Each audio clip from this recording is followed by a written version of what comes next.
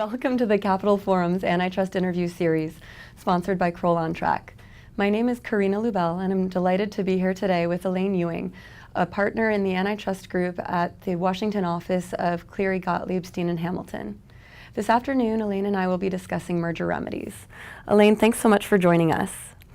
I'd like to start off our conversation by talking about the context in which we can discuss merger remedies today in the Albertson Safeway and Hertz Dollar Thrifty, two recent deals in which there were divestitures that ultimately were unsuccessful.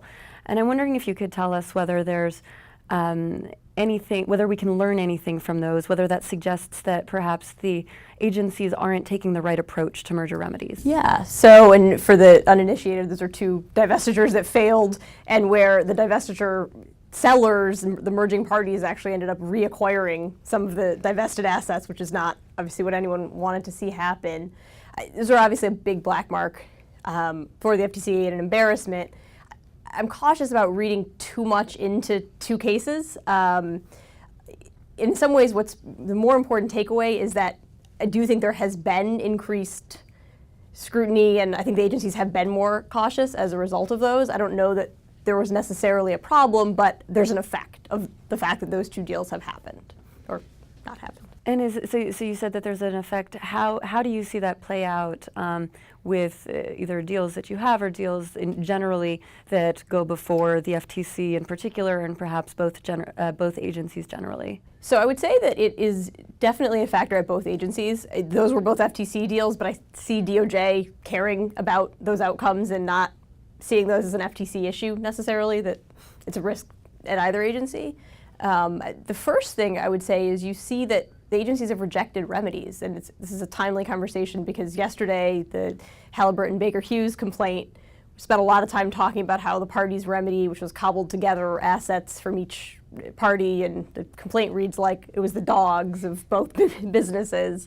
It was not good enough for DOJ, and they rejected it, and there's been a lot of high-profile challenges lately, and in most of them, Cisco US Foods, Electrolux GE, the parties tried a remedy and couldn't make it work. So one thing you're seeing is where you have a remedy that's a little bit of a hodgepodge, that may not work. You need to have a robust standalone remedy. So that would be the first thing that I would say.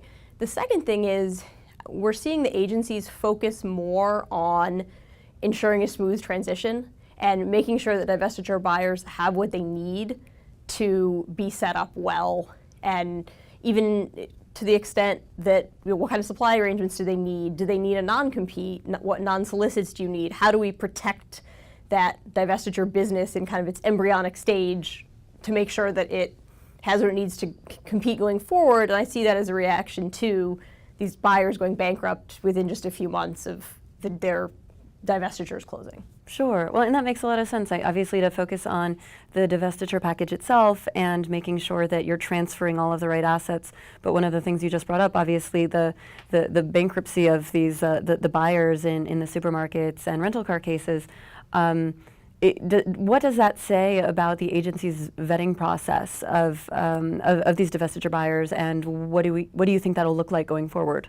What I would like to see happen as a practitioner is to see the agencies be more willing, ironically, to use no buyer up front and allow post-order divestitures, which gives everyone more time to vet the buyers and allows the parties to close their deal and doesn't lead to a rushed process. My concern is that you end up, rather than ending up with that timing, you end up with the agency saying, we still want a buyer up front, we just need more time to vet the buyers.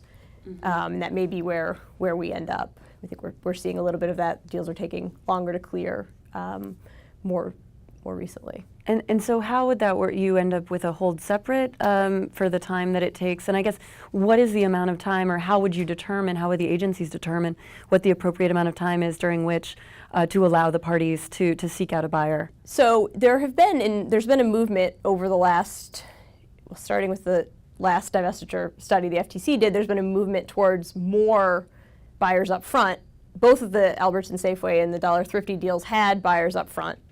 So clearly that's not a cure-all, there's still been a number of transactions where they don't have buyers up front, and in those transactions, it's usually been 3 to 6 months. Okay. Sometimes shorter, sometimes longer, but that's a good gauge, which gives everyone a little bit more time. Sure.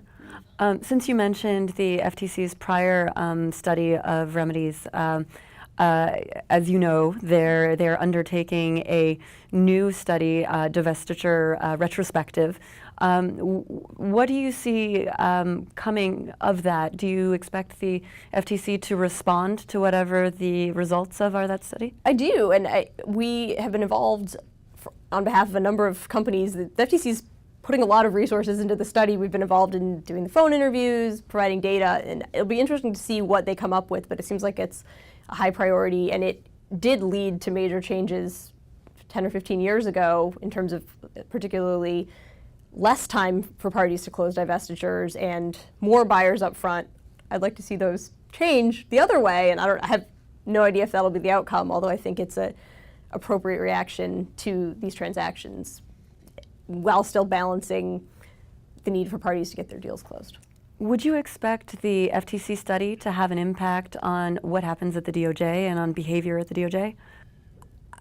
Obviously, it's not going to have as direct of an impact, but it seems to me that the agencies are, in some sense, converging more in terms of their remedy. Some of that may be Bill Baer, who was really influential when he was at the FTC in terms of revising how they did remedies. Coming over to DOJ, obviously, he's just moved up, but while he was there, I think he brought some of his FTC approach over, and I see more convergence in the way that they're looking at transactions. It looks like the agencies really do want to learn from experience and modify their process going forward to ensure the success of remedies in the future.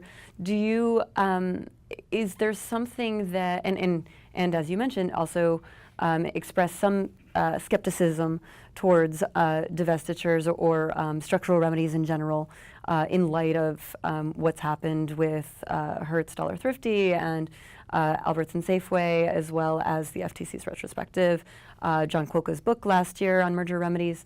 As counsel to parties who go before the agencies for merger review, is there anything that you would change or you have changed about your approach to offering up remedies in light of the current situation?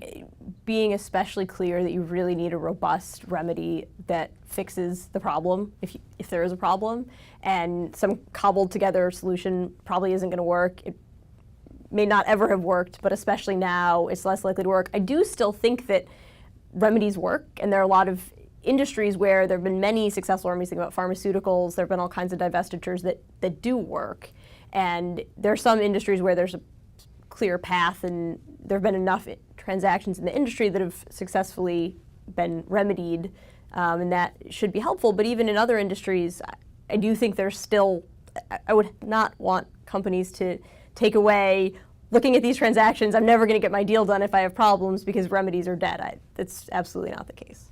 Okay. Well, Elaine, I think that we're about out of time for this afternoon, but I wanted to thank you for joining us for a discussion on merger remedies. I look forward to continuing the conversation. Thanks.